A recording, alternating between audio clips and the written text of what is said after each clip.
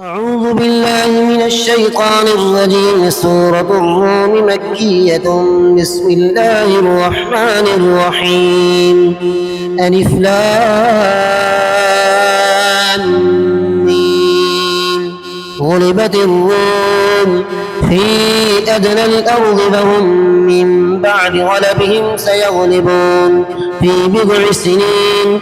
لله الأمر من قبل ومن بعد، ويومئذ يفرح المؤمنون بنصر الله.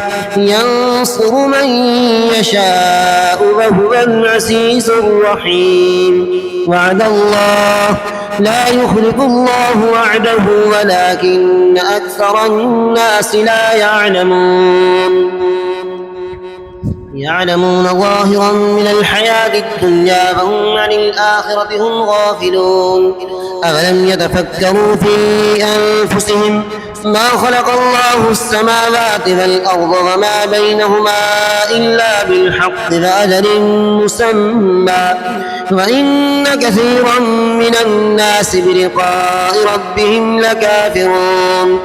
أفلم يسيروا في الأرض فينظروا كيف كان عاقبة الذين من قبلهم كانوا أشد منهم قوة وأثاروا الأرض وعمروها أكثر مما عمروها وجاءتهم رسلهم بالبينات فما كان الله ليظلمهم ولكن كانوا أنفسهم يظلمون.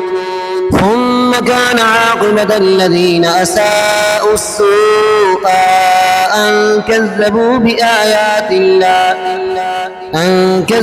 بآيات الله وكانوا بها يستهزئون. الله يبدأ الخلق ثم يعيده ثم إليه ترجعون. ويوم تقوم الساعة يبلس المجرمون ولم يكن لهم من شركائهم شفعاء وكانوا بشركائهم كافرين. ويوم تقوم الساعة يومئذ يتفرقون. فأما الذين آمنوا وعملوا الصالحات فهم في روضة يحبرون. وأما الذين كفروا وكذبوا بآياتنا ولقاء الآخرة فأولئك في العذاب محضرون.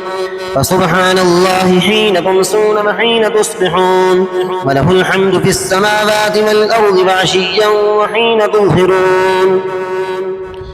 يخرج الحي من الميت ويخرج الميت من الحي ويحيي الأرض بعد موتها وكذلك تخرجون. ومن آياته أن خلقكم من تراب ثم إذا أنتم بشر تنتشرون.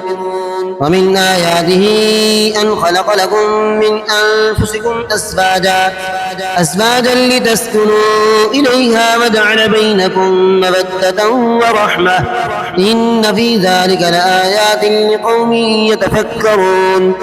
ومن آياته خلق السماوات والأرض واختلاف ألسنتكم وألوانكم إن في ذلك لآيات للعالمين. ومن آياته منامكم بالليل والنهار وابتغاؤكم من فضله إن في ذلك لآيات لقوم يسمعون.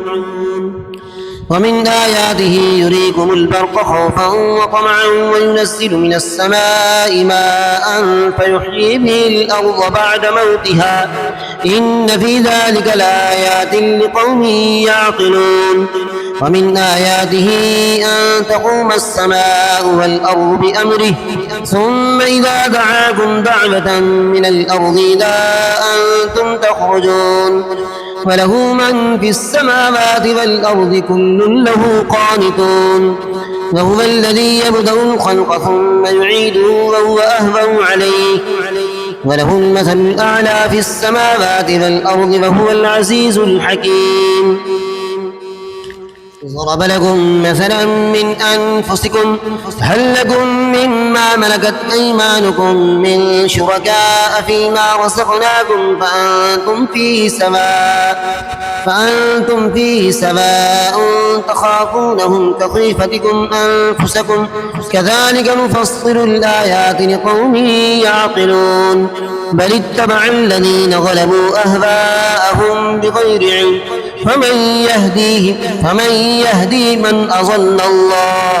فمن يهدي من أضل الله وما لهم من ناصرين فأقم وجهك للدين حنيفا فطرة الله التي فطر الناس عليها لا تبديل لخلق الله ذلك